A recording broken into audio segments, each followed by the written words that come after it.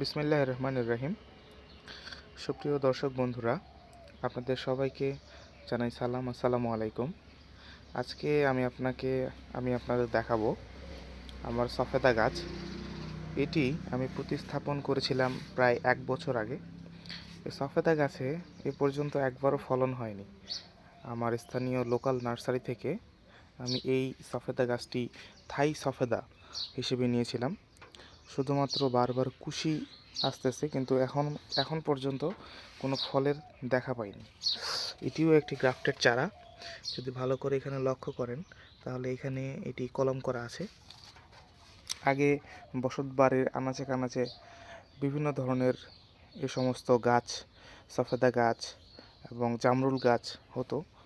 শখের বশে মূলত আমি একটি 30 লিটারের বালতিতে প্রতিস্থাপন করেছি এবং পানি ধরে রাখার জন্য আমি কিছু খড়কুটো দিয়ে মালচিং করে দিয়েছি।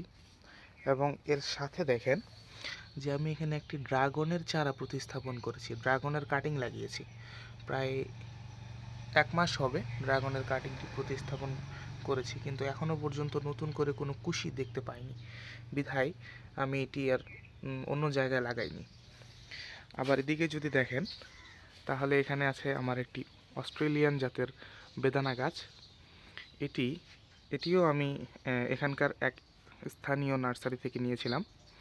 এটি বয়স হবে মাত্র 15 থেকে 20 দিন, এর বেশি হবে না। 15-20 দিনের মধ্যে দেখেন নতুন করে এ সমস্ত কুশি ছেড়েছে। আমি এই মাথাগুলো ছিঁড়ে দিয়েছিলাম, নতুন করে কুশি আসতেছে। এটি আমি একটি ব্যাগে লাগিয়েছি।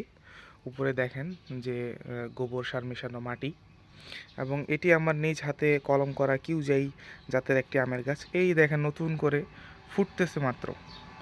পাশে আছে আমার অ্যালোভেরা গাছ, আর ওপাশে আছে আমার বল সুন্দরী জাতের একটা কুল গাছ।